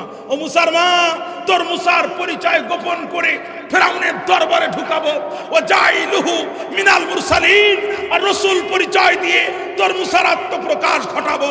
আল্লাহ যদি মুসা আলাইহিস সালামের পরিচয় গোপন করে ফেরাউনের দরবারে ঢুকাতে পারে আর রাসূল পরিচয় দিয়ে আত্মপ্রকাশ করাতে পারে, তাহলে আমার যুবকেরা নিজের পরিচয় গোপন করে বিশ্ববিদ্যালয়ে ঢুকে কেন সমন্বয়কের পরিচয় দিয়ে আত্মপ্রকাশ করতে পারবে না? কথা কি বুঝতে পেরেছেন? অতএব পরিচয় গোপন করার কারণে আমার যুবকদেরকে গালিগালাজ করে যারা, স্বৈরাচারের নয়া চামচা তারা। বক্তব্য লম্বা করবো না। আসাবে কাফের যুবকদের সামনে সিদ্ধান্ত দুইটা, হয় শহীদ হয়ে যাব, না হলে পাহাড়ের গুহায় চলে যাব। বক্তব্য কি এ পর্যন্ত বুঝতে আপনাদের কষ্ট হয়েছে? আগামীকাল মাহফিল আছে, আমি শেষ করে দিই নাকি আর একটু সামনে যাব? ভাইরা আমার, যুবকেরা কাল বিলম্ব করলো না, ডাক দিয়ে বলে, বন্ধু, যদি প্রকাশ্যে আমরা শহীদ হয়ে যাই, এই দেশে নতুন করে আর কেউ প্রকাশ্যে ঈমান আনবে না। অতএব চলো আমরা চলে যাই, পাহাড়ের গুহার মধ্যে চলে যাই, জীবন বাঁচানোর জন্য নয়, ঈমান বাঁচানোর জন্যে। যুবকেরা গুহার মধ্যে যখন রওনা দিল, পথিমধ্যে একটা কৃষকের কুকুর ছিল, যুবকদের পিছনে পিছনে রওনা দিল। যুবকরা ডাক দিয়ে বলে, কুকুরের শট রে, কুকুর শট। যুবকরা কুকুরের ধমকালো, যখন কুকুরের জবান খুলে গেল, তখন কুকুর ডাক দিয়ে বলে, রে আল্লাহর বান্দা, আল্লাহর বান্দা, আমি তোমাদের মতো যুদ্ধ করতে পারি না, তোমাদের মতো ঈমান আনতে পারি না, তোমাদের মতো নামাজ কালাম পড়তে পারি না, কিন্তু যে ঈমান বাঁচানোর জন্য গুহার মধ্যে তোমরা আশ্রয় নেওয়ার সিদ্ধান্ত নিয়েছো, আমি কুকুর বাকি জীবন ওই গুহার মুখে দাঁড়িয়ে আমি তোমাদের পাহারা দিব। আল্লাহু আকবার বললেন না? যুবকেরা গুহার মধ্যে ঢুকে গেল, দুটো হাত বাড়ায় দিল, রব্বুল আলামিনের কাছে দোয়া করলো, রব্বানা আতিনা মিন লাদুনকা রাহমাতাও ওয়া হাইয়্যি লানা মিন আমরিনা রশাদা। জোরে কোন আল্লাহু আকবার। যুবকেরা যখন দোয়া করলো, রব্বুল আলামিন তোমার রহমতের দরজা আমাদের জন্য খুলে দাও, আর আমরা যে বিষয়টা সিদ্ধান্ত নিয়েছি এটা বাস্তবায়ন করার তৌফিক তুমি আমাদেরকে দাও। আল্লাহ ডাক দিয়ে কয়, হাবিব যুবকেরা যখন দোয়া করলো আমি আল্লাহ তখন কি করলাম জানেননি? কই কি, কারেন্টের সুইচ চাপ দিলে লাইট জ্বলতে দেরি হয়, আমি যুবকদের দোয়া কবুল করতে দেরি করলাম না। জোরে কোন আল্লাহু আকবার। ফাদরাবনা আলা আযানিহিম ফিল কাহফি সিনিনা আদাদা। জোরে কোন আল্লাহু আকবার। আমি যুবকদের দোয়া কবুল করে নিলাম, তাদের কর্ণ কুহুরের মধ্যে সিল মেরে দিলাম, দুনিয়ার কোনো আওয়াজ আর তাদের কানের মধ্যে পৌঁছালো না। ফলে একটা না গুহার মধ্যে বেশ কয়েক বছর তারা ঘুমায় গেল। আল্লাহ কোরআনের অন্য জায়গায় বলছে, ওয়ালাবিসু ফি কাহফিহিম সালাসা মিয়াতিন সিনিনা ওয়াজদাদু তিসা। জোরে কোন আল্লাহু আকবার। একটানা গুহার মধ্যে 309 বছর যুবকেরা এক ঘুমে পার করে দিল। ও নবী, যুবকেরা তো গুহার মধ্যে ঘুমাবে, কিন্তু সকালবেলা তো সূর্য উঠবে। সূর্য উঠবে যখন গুহার মধ্যে আলো যাবে তখন, আর গুহার মধ্যে আলো যাবে যখন আমার যুবকদের ঘুমে ডিস্টার্ব হবে তখন। এই জন্য আমি আল্লাহ কি করলাম আপনি জানেননি? কই কি, 6000 বছর পূর্বে আপনার উম্মতেরা যখন এই সূরা কাহফ খুলে গুহাবাসীর ইমানদারদের কথা পড়বে, তারা যেন একটু সূর্যের দিকে তাকায় নাই, যাতে যুবকদের ঘুমে ডিস্টার্ব না হয়। وترى الشمس إذا طلعت تزاور عن كهفهم ذات اليمين وإذا غربت تقرضهم ذات الشمال وهم في فجوة منه ذلك من آيات الله من يهد الله فهو المهتد ومن يضلل فلن تجد له وليا মুর্শিদা। যুবকদের যাতে ঘুমে ডিস্টার্ব না হয় এই জন্য আমি আল্লাহ সূর্যকে বলে দিলাম, সূর্যরে তুমি উঠবে যখন একটু ডান পাশ দিয়ে হেলে উঠবা তখন। আল্লাহু আকবার বললেন না? একজন ইমানদারের কত মর্যাদা আল্লাহর কাছে। রে সূর্য তুমি উঠবা যখন ডান পাশ দিয়ে হেলে উঠবা তখন, আর অস্তমিত হয়ে যাবে যখন বাম পাশ দিয়ে হেলে উঠবা তখন। ও প্যানের ভাইরা, আকাশের মর্যাদা আল্লাহর কাছে নাই, জমিনের মর্যাদা আল্লাহর কাছে নাই, চন্দ্রের মর্যাদা আল্লাহর কাছে নাই, যত না একজন ইমানদারের মর্যাদা আল্লাহর কাছে আছে। আল্লাহু আকবার। সূর্যকে আল্লাহ বলে দিল ওঠার সময় ডান পাশ দিয়ে উঠবে, সূর্যকে বলে দিল নামার সময় বাম পাশ দিয়ে নামবে। নবী শুধু তাই না, 309 বছর তো একটা দুইটা তিন না, আমার যুবকেরা গুহার মধ্যে ঘুমায় থাকবে, মাটির পিঁপড়া পোকামাকড় আমার যুবকদের শরীরের উপরে যাতে না উঠতে পারে। এজন্য আমি কি করলাম জানেননি? কই কি, কই ওয়াতাহসাবুহুম আইকাযা ওয়া হুম রুকুদ।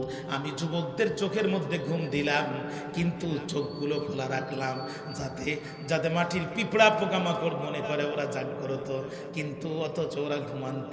আমি আল্লাহ ঘুম দিলাম ঠিকই, কিন্তু চোখ খোলা রাখলাম, দেখলে মনে করবা যে জেগে আছে, অথচ তারা ঘুমাচ্ছে। জোরে করেন আল্লাহু আকবার।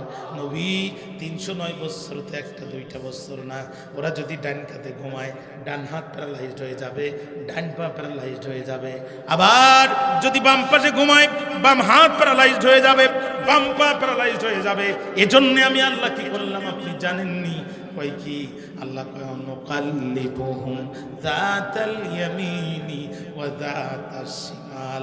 আমার যুবকদের ঘুমের ভিতরে আমি আল্লাহ নিজেই আমার রহমতের হাত দিয়া ডান থেকে বামে, বাম থেকে ডানে আমি নিজে ওদের পাশ ফিরানোর ব্যবস্থা করে দিলাম। জোরে কর না আল্লাহু আকবার। আমি আল্লাহ আমার রহমতের হাত দিয়া যুবকদের ঘুমন্ত অবস্থায় আমি আল্লাহ ডান থেকে বামে আর বাম থেকে ডানে আমি নিজেই পাশ ফেরাই দিতাম।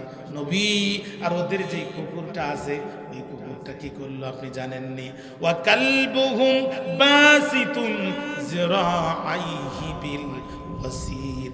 ওদের যে কুকুরটা আছে, ওই কুকুরটা গুহার প্রবেশদ্বারে দুই হাত দুই দিকে দিল, দুই পা দুই দিকে দিল, জিহ্বাটা লম্বা করে এমন কায়দায় শুয়ে আছে। নবী আপনি যদি ওই কুকুরের দৃশ্য দেখতেন আপনি ভয় পেতেন। শুধু ভয় পেতেন না, আপনি পিছন দিক থেকে পালাতেন। বিরক্ত হয়ে যাচ্ছেন? মনোযোগ আছে আমার দিকে? এখন আপনারা এত কথা বলার পরে আল্লাহ বলছে, আম্মা হাসিবিতা আন্না আসহাবাল কাহফি ওয়ার রাকিমি কানু মিন আয়াতিনা আযাবা। জোরে কোন আল্লাহু আকবার, আরো জোরে কোন আল্লাহু আকবার। নবী আপনি কি মনে করেন এই আসহাবে কাহফের 7 জন যুবককে 309 বছর ঘুম পাড়ায় রাখা আমি আল্লাহর জন্য আশ্চর্য ব্যাপার? বাইরা জবান খুলে বলেন তো আকাশ কয়টা? আহা একটু জোরে বলেন, আরো জোরে কোন না। এবার চিল্লা এখন ফুটি কয়টা? 4টা, একটাও নাই। ফুটি ছাড়া বিশাল আকাশ যে আল্লাহ রাখতে পারে, আসহাবে কাহফের 7 জন যুবককে 309 বছর আল্লাহ ঘুম পড়ে রাখতে পারে না? মুসা আলাইহিস সালামের উম্মতরা লোহিত সাগরের কিনারে, পিছনে ওই যে ফেরাউনের বাহিনী দেখা যায়। মুসা আলাইহিস সালামের উম্মতরা মুসা আলাইহিস সালামকে ধরে বলছে, ও মুসা তোমার আল্লাহ কই? মুসা আলাইহিস সালাম বলছে, ইন্না রাব্বি সাইয়াদিন, পাগল হয়ো না, আমার আল্লাহ এখানেও পথ দেখাবে। জোরে কন্না সুবহানাল্লাহ। আল্লাহকে মুসা হাতে আছে লাঠি, পায়ের নিচে মাটি, লাঠি দিয়ে মাটির পরে আঘাত করার দায়িত্ব তোমার। তোমার রাস্তা দরকার একটা, আমি আল্লাহ বের করে দিব 12টা। সুবহানাল্লাহ বললেন না? যে আল্লাহ তাআলা তাৎক্ষণিক সমুদ্রের বুক চিরে রাস্তা বের করে দিতে পারে, বের করে দিতে পারে। আসহাবে কাহফের 7 জন যুবককে 309 বছর ওই আল্লাহ ঘুম পড়ে রাখতে পারে না? হযরত আবু বকরকে আপনারা চিনেন, নবীজির সাহাবী, নবীর বাল্যকালের সাথী, হিজরতের রাতের সাথী, নবীর কবরের পাশে যার কবর, নবীর জান্নাতের সাথী। জোরে কন্না সুবহানাল্লাহ। হযরত আবু বকর বলল, আমি যখন মারা যাব তোমরা আমাকে গোসল করাবে, আমার ইন্তেকালের পরে কাফন পরাবে, জানাজা পড়াবে, এরপরে রাসূলের রওজা শরীফের সামনে আমাকে নিয়ে যাবে। খবরদার তোমরা কেউ হাত দিয়ে রাসূলের রওজার গেট খুলবে না, তোমরা কেউ হাত দিয়ে রাসূলের রওজার গেট খুলবে না। যদি রওজা শরীফের গেট এমনি এমনি খুলে যায় বুঝবা অনুমতি আছে, নবীর পাশে আমাকে শোয়ায় দেবে। আর যদি গেট না খোলে খবরদার আমাকে শোয়াবে না। হযরত আবু বকর মারা গেল, সাথীরা গোসল করালো, তারপরে কাফন পরালো, জানাজা পড়ানোর পরে রাসূলের রওজা শরীফের সাথে নিয়ে যাওয়ার সঙ্গে সঙ্গে একা একা রওজা শরীফের গেট খুলে গেল। নবীজির রওজার ভিতর থেকে আওয়াজ আসতেছে, উদখুলুল হাবিবা ইলাল হাবিবি, কাল বিলম্ব করো না, বন্ধুকে বন্ধুর পাশে শোয়ায় দাও। হযরত আবু বকরের সময় যদি এই ঘটনা ঘটতে পারে, আসহাবে কাহফের 7 জন যুবককে 309 বছর ঘুম পড়ে রাখা আল্লাহর জন্য কোনো ব্যাপার? আল্লাহর জন্য কোনো ব্যাপার? হযরত ওমর রিয়া রাসূলুল্লাহ যেখানে দাঁড়িয়ে খুতবা দিতেন, হযরত ওমর এখানে দাঁড়িয়ে খুতবা দিচ্ছেন, রিয়াজুল জান্নাহর ভিতরে আল্লাহ আমাকে 4 বার ঢোকার তৌফিক দিয়েছে। হযরত ওমর দাঁড়িয়ে খুতবা দিচ্ছেন জুমার দিন, লাঠি হাতে, একই সাথে পেল না।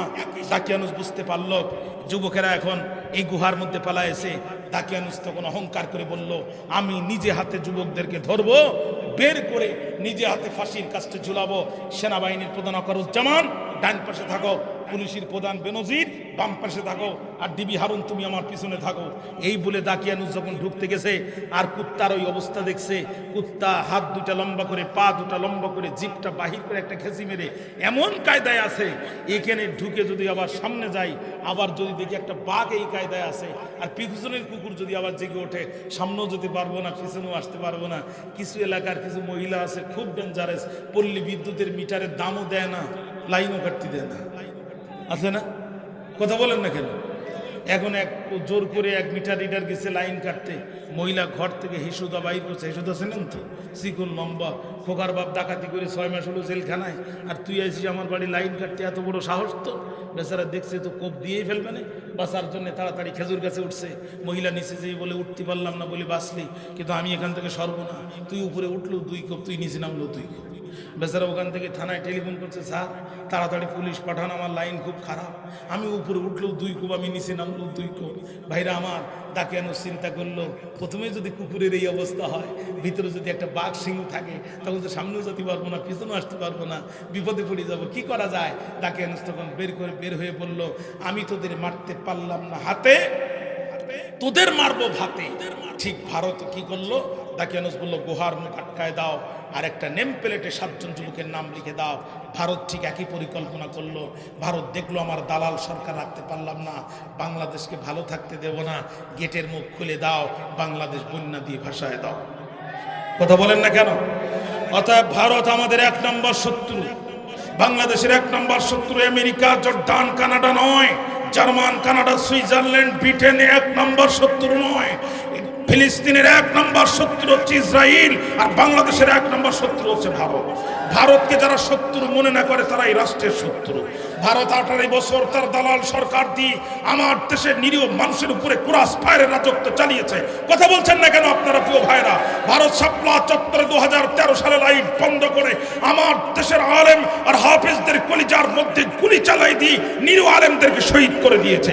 ভারত ষড়যন্ত্র করে আমার দেশের বর্ডার গার্ডকে দুর্বল করার জন্য পিলখানার ভিতরে ডাল ভাতের কর্মসূচির নাম করে আমার দেশের 57 জন সেনা বিচারকে ভারত হত্যা করেছে। ভারত আমার দেশের সরকারের সাথে গোপন চুক্তি করেছে। আমার দেশের টাকা খরচ করে তার 7 সিস্টারকে নিয়ন্ত্রণ করার জন্য ভারত রাস্তার ট্রানজিট তৈরি করেছে, যারা আমার দেশের দালাল সরকারের সাথে গোপন চুক্তি করতে পারে এরা কোনোদিনও আমাদের বন্ধু হতে পারে না। এদেরকে যারা শত্রু মনে না করে তারা এই রাষ্ট্রের শত্রু। তোমাদের ওই পেঁয়াজ আমাদের আর দরকার নেই, ও পচা পেঁয়াজ তোমরাই খাও। আমরা নিয়ে আসতাম পেঁয়াজ কিনে, উল্টো 30% শুল্ক তাদেরকে দিতে হতো। এখন আমরা আর পেঁয়াজ নিচ্ছি না, এখন বলছে আর শুল্ক লাগবে না। বেনাপোল আর ভোমরায় পেঁয়াজের ট্রাক লাগাইতে বলতে শুধু মাল নাও। ডক্টর ইউনুস বলতে দাঁতে খিস মেরে 3 মাস বসে থাকো, আপাতত ঢুকবে না। কতক্ষণ না কেন? এখন আমাদের এক সময় গল্প শুনতাম, ভারতের পেঁয়াজ যদি না আসে এদেশে পেঁয়াজের দাম হবে 1000 টাকা। এখন বাজারে পেঁয়াজ কত? একটু কথা বলেন। আমি ঢাকা শহরে দেখলাম 40 টাকায় তুরস্কের বড় বড় পেঁয়াজ। ও খাওয়াও যাবে, ঢিলও মারা যাবে। কথা কন না কেন? ও খাওয়া যাবে, ঢিলও মারা যাবে। বাজারে পেঁয়াজের অভাব নাই। চীন তুরস্ক আমাদের সাথে বাণিজ্য করার জন্য তাকেই আছে। কথা বলেন না কেন? ও তোমাদের বেশ তোমরাই খাও। কলকাতার মার্কেট ফাঁকা, 3 পিস বিক্রি হয় না, কাস্টমার নাই। হোটেলে খাবার বিক্রি হয় না, ধুতি দিয়ে মাসি দাঁড়াচ্ছে।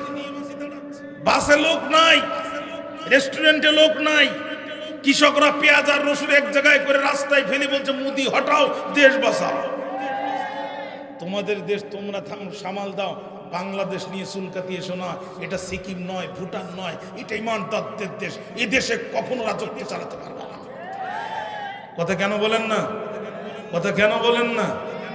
আমার দেশের প্রধান উপদেষ্টা তো মূর্খ মানুষ নয়, পিএইচডি হোল্ডার, ইউনিভার্সিটি প্রফেসর, বিশ্বের সেরা শিক্ষিত মানুষের মধ্যে একজন, নোবেল প্রাইজ উইনার। যে কয়টা কার্ড ভারত খেলেছে প্রত্যেকটা কার্ডের জবাব এমন কায়দায় দেশে, প্রত্যেকটা কার্ডের জবাব এমন কায়দায় দেশে নরেন্দ্র মোদী বুঝতে পেরেছে মুসলমানরা বিপদে পড়লে দোয়া ইউনুস, আর এখন দেশ বিপদে পড়েছে এখন ডক্টর ইউনুস। হ্যাঁ, আল্লাহর কোরআন হাতে নিয়ে বলছি, আমার দেহের সবটুকু শক্তি দিয়ে বলছি, আল্লাহর জাতেবাগের কসম করে বলছি, যার হাতে আমার প্রাণ, আমার ইমানের সর্বোচ্চ শক্তি দিয়ে বলছি, তৌহিদ জনতার সামনে বলছি, আমরা ভারতকে ভয় পাই না। ভারতকে যারা ভয় পায় তারা মুনাফিকের বাচ্চা। ভারতের সাথে লড়াই করতে হবে, এটা রাসূলুল্লাহর ওয়াদা।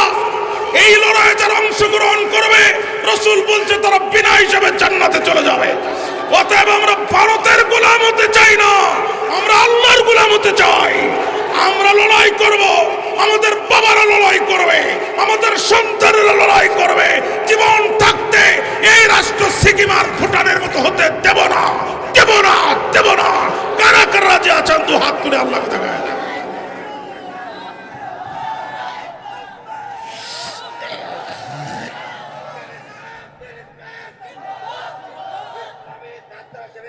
আমার ভাইরা,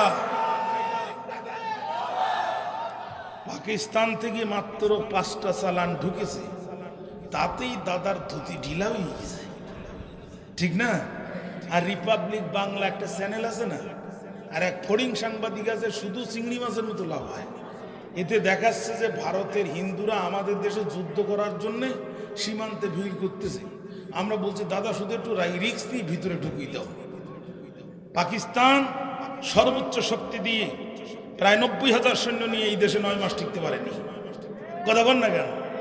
এত নদী নালা আর খাল বিল আল্লাহ এই দেশে দেশে, ও তোমাদের একটা ট্যাঙ্ক পার হবেন না। 18 কোটি মুসলমান হাতের মুষ্টি মেরে ইমানের বলে বলিয়ান হয়ে যখন নারায়ে তাকবীরের আওয়াজ দেবে, গোমূত্র খাওয়ারা পালানোর সময় ধুতি নেওয়ার টাইম পাবে না। অতএব আমাদের দিকে চোখ রাঙাবা না। আমরা সিকিম নয়, আমরা ভুটান নয়, আমরা বাংলাদেশ। কথা বলেন না কেন? এই জন্যে স্টেজে কাঠের পুতুল না আছে, আপনার বিরক্ত হচ্ছে না? মানে 12টা তো বেজেই গেছে, কষ্ট হচ্ছে তো আপনাদের। স্টেজে কাঠের পুতুল নাচে, কাঠের পুতুলের বাবার ক্ষমতা নিয়ে স্টেজে নাচবে। ওরে রশি দিয়ে স্টেজের পিছন থেকে টান মারে যেমন, ও ড্যান্স মারে তেমন। এই দেশে কিছু রাজনীতিবিদ, কিছু বিশ্ববিদ্যালয় শিক্ষক আর কিছু বুদ্ধিজীবী নামের বুদ্ধি প্রতিবন্ধী আছে। এরা এদের রশি হচ্ছে ভারতের দিল্লিতে। 24-এর স্বাধীন বাংলায় দিল্লির কোনো পুতুল এই দেশে নাচতে পারবে না। পরিষ্কার বক্তব্য, স্বাধীন বাংলাদেশে আমরা কোনো দেশের গোলাম হতে চাই না, আমরা মুক্ত স্বাধীনভাবে চলতে চাই। কথা বলেন ঠিক কিনা? ভাইরা আমার, একান্ত আপনজনরা আমার, খেয়াল করেন। এখন ডাকিয়ানুস বলল গুহার মুখ আটকায় দাও, কিন্তু সরিষার ভিতরে ভূত আছে না নাই? আল্লামা সাইদিকে অত্যন্ত গোপনে ইনজেকশন পুশ করে হত্যা করার সময় ভিডিও করার লোক আছে না নাই? আছে না নাই? ইতিমধ্যে দাকিয়ানুসের ওই পুলিশ অফিসারের ভিতরে 2 জন পুলিশ অফিসার ঈমান গ্রহণ করেছে।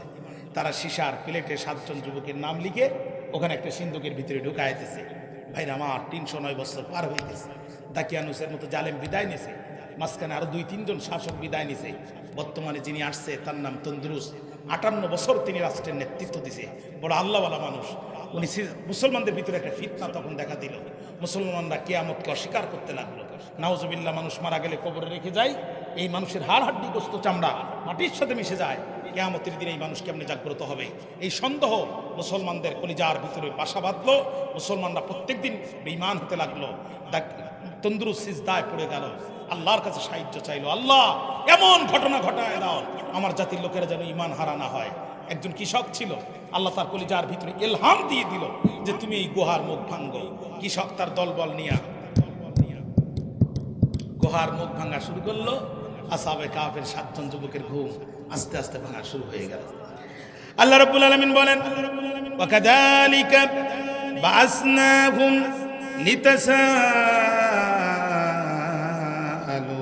বাইনাহুম ক্বালা কাইলুম মিনহুম কাম লাবিসতুম ক্বালু লাবিসনা ইয়াওমান আও বা'দা ইয়াওমিন। আল্লাহু আকবার বলেন। ঘুম থেকে আল্লাহকে ওয়াকাযালিকা বা'আসনা, ঠিকই ভাবে আমি তাদেরকে জাগ্রত করলাম। কেন? লিতাসাআলু বাইনাহুম, একে অপরকে জিজ্ঞাসা করার জন্য। ক্বালা কাইলুম মিনহুম, তাদের মধ্যে একজন বলল, কাম লাবিসতুম, কতক্ষণ ঘুমিয়েছো তোমরা? বলছে লাবিসনা ইয়াওমান, একদিন ঘুমিয়েছি, আও বা'দা ইয়াওমিন, একদিনের অর্ধেক ঘুমিয়েছি। কয় এই একদিনের অর্ধেক ঘুমালে কি হাতের নখ 5 হাত করে লম্বা হয়? হাতের নখ 5 হাত করে লম্বা হয়? গোপ লম্বা হয়ে ঠোঁট পার হয়ে দাড়ির এখানে চলে আসছে, পিছনের চুল লম্বা হয়ে চলে গেছে। তখন ওরা বলছে রব্বুকুম আ'লামু বিমা লাবিসতুম, তর্ক করে লাভ নাই, তোমাদের রবই ভালো জানেন তোমরা কতদিন ঘুমিয়েছো। সুবহানাল্লাহ। এখন বলছে পকেটে হাত দাও, প্রত্যেকেই 2 টাকা করে দাও।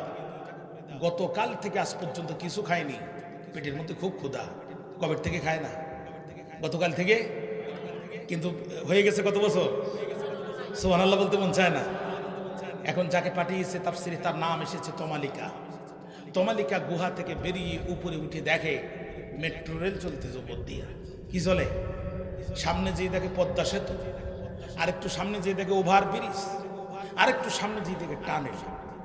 এখান থেকে 20 বছর আগে যারা মারা গেছে এদের ধরে যদি সাতক্ষীরা এই যে নতুন বাইপাস হয়েছে রাস্তায় ছেড়ে দেন, ও রাস্তা চিনি বাড়ি আসতে পারবে? তো রাস্তা দেখিন। আর ঢাকা শাহবাগ মোড়ে নামাই দিলে তো মনে করবে আমেরিকায় নামাইতেছে, ঠিক না? তার মানে রাষ্ট্র, আমি বুঝাতে চাইলাম রাষ্ট্র এখন অনেক উন্নত হয়ে গেছে, আগের জায়গায় নাই। তখন ওরা চিন্তা করছে, গতকালকে যখন গুহার মধ্যে গেছিলাম এই পদ্মা সেতু দেখি নাই, টানেল দেখি নাই, ওভার ব্রিজ দেখি নাই, কোথার থেকে আসলো?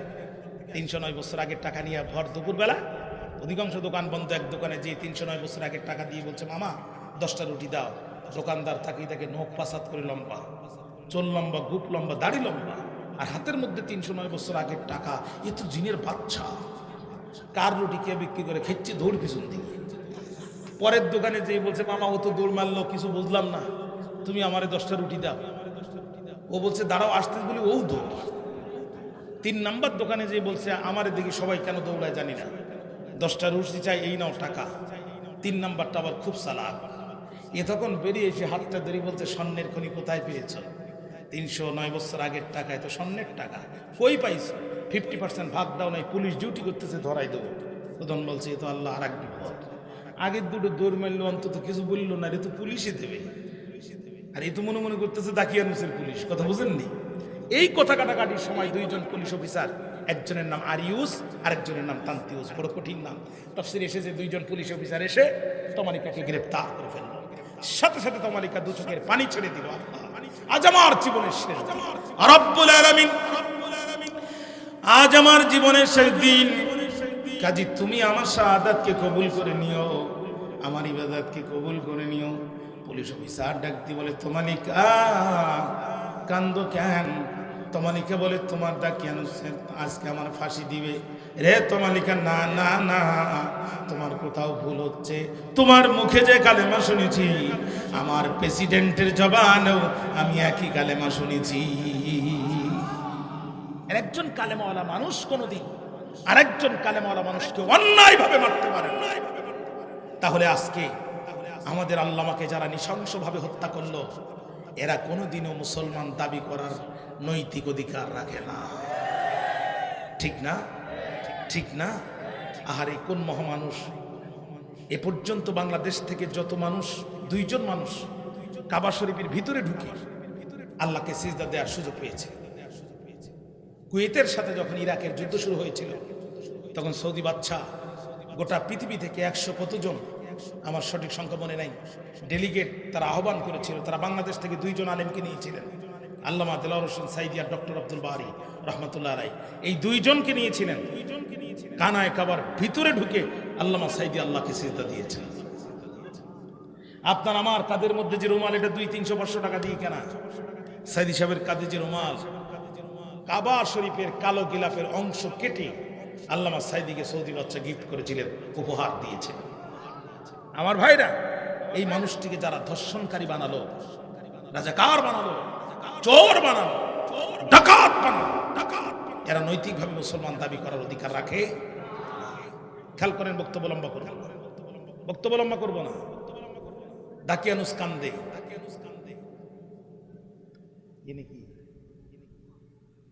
ভাই আপনারা কারা? কমিটি কমিটি ও খোদা, বেড়ায় যদি ফসল খায় তো হবে কেন?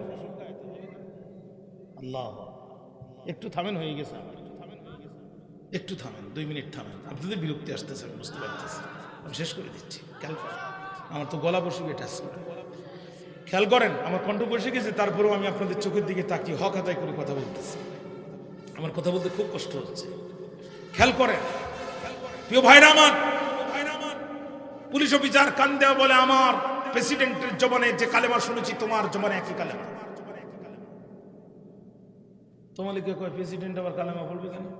ও তো মূর্তির পায়ে সিজদাদের আদেশ দিচ্ছে। পুলিশ অফিসার বলে, তুমি কার ভয়ে কান্দো? কয়, দাকিয়ানুসের ভয়ে কান্দি। দাকিয়ানুসের তুমি কিসের জন্য কান্দো? কয়, শহীদ হয়ে যাব। কে তোমাকে ঝুলাবে ফাঁসির কাছে? কয়, দাকিয়ানুস ঝুলাবে। ওই শেষ স্বৈরাচার বিদায় হয়েছে 309 বছর আগে। কও কি বর্তমান প্রেসিডেন্টকে? কয়, তন্দুরুস।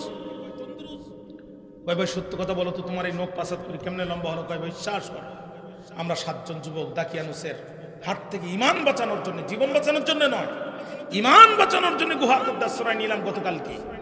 আর আজকে ঘুম থেকে উঠে দেখলাম এই পদ্মা সেতু, ওভার ব্রিজ, ট্যানেল সব তৈরি হয়ে গেছে। আর আমার দিকে দোকানদার 2টা ফালালো, আর একটা ধরি আমার কাছে 50% ভাগ চায়। এর মধ্যে তুমি এসে আমার গ্রেফতার করে ফেলেছো, এর বাইরে আমার আর কিছু জানা নাই। পুলিশ অফিসার বুঝতে পারলো সিংড়ার মধ্যে আলু তো আর এমনি এমনি ঢোকে না, এই সিস্টেমকে ঢুকানো হয়। বুঝতে পারেছে, তখন প্রেসিডেন্টকে সংবাদ দিল, গোয়েন্দা বিভাগ হয়ে গেল, সারা দেশে খবর হয়ে গেল, 309 বছর আগের একটা যুবক গুহা থেকে উঠে আসছে। আপনাদের এলাকায় যদি এখন খবর হয়, ঝাউডাঙ্গা থেকে একটা কবর থেকে একটা মানুষকে বলে উঠে দাঁড়িয়েছে, কি পরিমাণ লোক যাবে এখানে। আমি ছোটকালে তারালি মাদ্রাসায় পড়তাম, কালীগঞ্জ, আমার বাড়ির পাশে। তো গল্প শুনলাম যে একটা গাছ একা একা উঠেছে, আবার একা একা শুয়ে পড়েছে, আবার দাঁড়ায় আছে। তো আমরা সেখানে যে পরীক্ষা করলাম কি হতে পারে, তো দেখলাম গতকালকে যখন ঝড় হয়েছিল তখন দক্ষিণ দিক থেকে, গাছটা পড়ছে উত্তর দিকে। এর 100বার উত্তর দিক থেকে ঝড় হয়েছে, গাছটা পর সোজা হয়ে গেছে। কথা বুঝছেন না? ঝড়ে বক পড়ে, ফকিরের কেরামতি পড়ে। গাছের তলার মাটি পাবলিক এমন নেয়া নিচে, এই গাছটা 1 মাসের মধ্যে শেষ। এখন যদি খবর হয় 309 বছর আগে গুহার ভিতর থেকে লোক আসছে, কি পরিমাণ মানুষ হবে, কি পরিমাণ গোটা শহরের মানুষ পাত ভাঙা জোয়ারের মতো ভেঙে আসতে শুরু করলো। গুহার ভিতরে যে 6 জন ছিল এরা চিন্তা করলো, আমি যাকে রুটি আনতে পাঠাইছিলাম আমরা তমালিকা, সম্ভবত সে ডিবি হারুনের কাছে গ্রেফতার হয়ে গেছে। ওরা তখন মহা আতঙ্কে গুহার মুখে এসে তাকাতাকি করতেছে, আর এদিকে হাজার হাজার জনস্রোত গুহার দিকে যাচ্ছে। ওখানে যে একটা সিন্দুক পাওয়া গেল, সিন্দুকটা খুলল, একটা সীসার প্লেট পাওয়া গেল, 7 জন যুবকের নাম সেখানে খোদাই করে লেখা ছিল। তখন এরা 7 জন যুবকের নাম পড়ে, আর ওই 7 জন যুবক জি জি বলে উত্তর দেয়। দেশের মানুষ সিজদায় ফেলে গেল। রব্বুল আলামিন ইমানের দাবিতে গুহার ভিতরে অবস্থান নিয়ে এই 7 জন যুবককে 309 বছর ঘুম পড়ানোর পরে তুমি যদি তুলতে পারো আল্লাহ, তওবা করে স্বীকার করে নিলাম কিয়ামতের দিন কবর থেকে যে তুমি আমাদেরকে তুলতে পারবে এ ব্যাপারে আর কোনো সন্দেহ নাই। 7 জন যুবক ভিতরে ঢুকে গেল। মুফাসসিরদের গবেষণা 2 ভাগে ভাগ হয়ে গেল। কোন কোন মুফাসসির মনে করেন যুবকেরা ভিতরে ঢোকার সাথে সাথে মালাকুল মউত আজরাইল আলাইহিস সালাম এসে তাদের জান কবজ করে নিয়ে চলে গেল, তারা মারা গেল। কিছু কিছু মুফাসসিরদের গবেষণা হচ্ছে না, যুবকেরা এখনো পাহাড়ের গুহায় আছে, তারা এখনো ঘুমাচ্ছে। যেহেতু তারা ঈসা আলাইহিস সালামের উম্মত, ঈসা আলাইহিস সালাম আছেন আকাশে, কিয়ামতের আগে ঈসা আলাইহিস সালাম নামবেন যখন, এই যুবকদেরও ঘুম ভাঙবে তখন এরা ঈসা আলাইহিস সালামের হাতে হাত দেবে, আপনার আমার নবী মুহাম্মদ সাল্লাল্লাহু আলাইহি সাল্লামের উপর ঈমান আনবে, ওরা আরো একবার ঈমানের জন্য লড়াই করবে। ও তুজুলপুরের ভাইরা, এই 7 জন যুবক যদি ঈমানের জন্য সেই শত শত হাজার বছর আগ থেকে 6000 7000 বছর আগ থেকে এই যুবকের ঈমানের জন্য লড়াই করে এখনো পর্যন্ত ঘুমাচ্ছে, আরো একবার ঈমানের জন্য লড়াই করবে, আপনার আমার নবীর উপরে ঈমান আনবে।